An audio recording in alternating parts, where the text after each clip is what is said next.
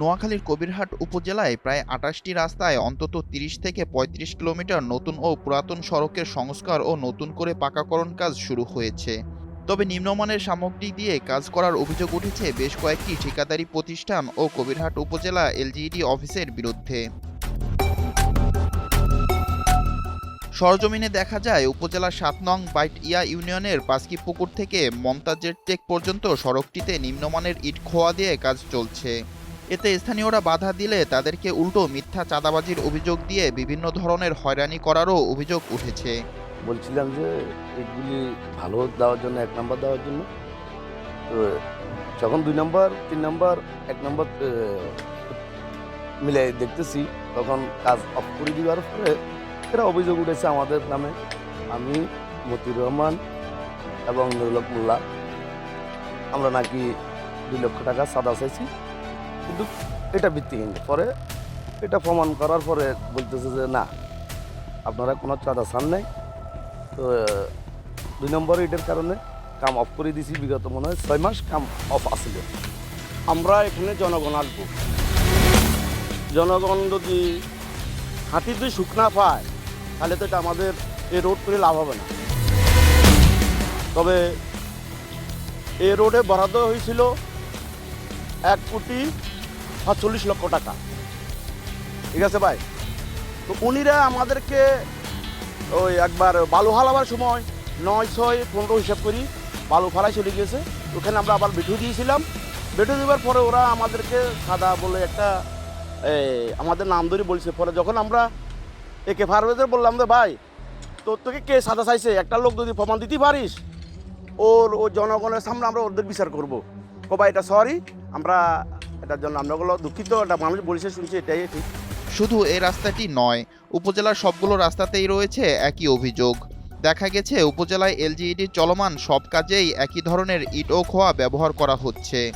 এতে ক্ষোভে ফুঁসে উঠছেন এলাকাবাসী। রোডই যা ২ নম্বর ইট, আর সাইডে মাড়িও দেন না।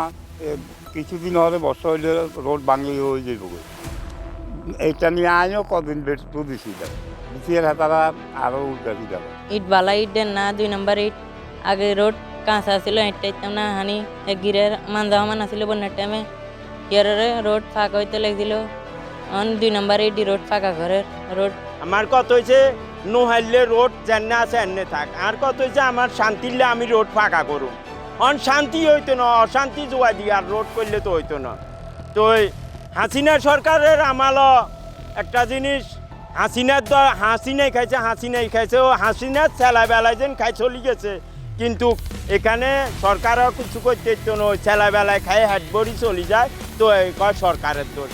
এদিকে উপজেলার চলমান সকল সড়কের কাজের বিষয়ে জানতে চাইলে ক্যামেরার সামনে কথা বলতে অসম্মতি জানান কবিরহাট উপজেলা এলজিইডি কর্মকর্তা।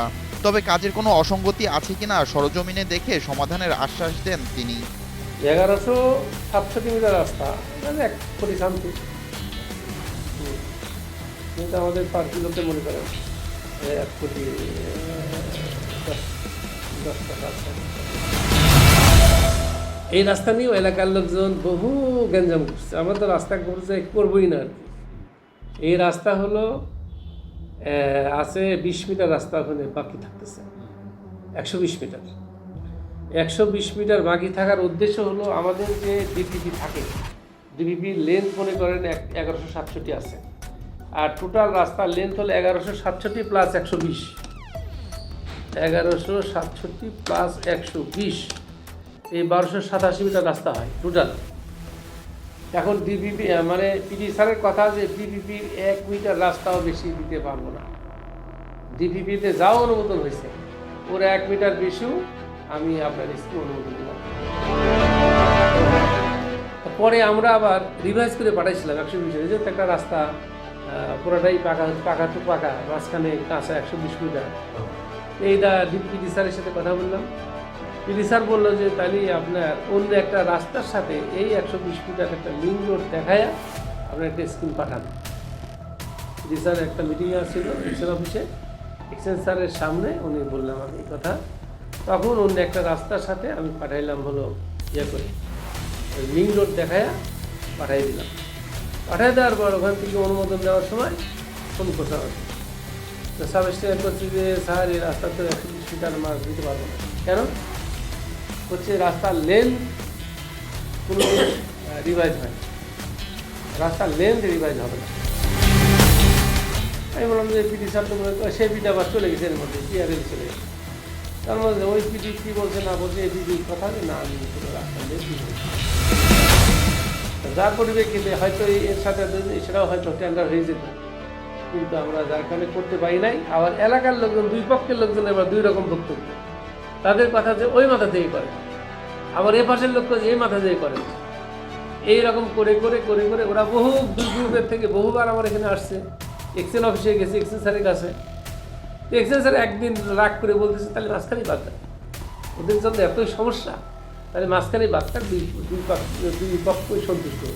পরে যখন দুই পক্ষে একদিন আসলে আমার কাছে, আমি বললাম যে তাহলে আমি কী করবো বলেন।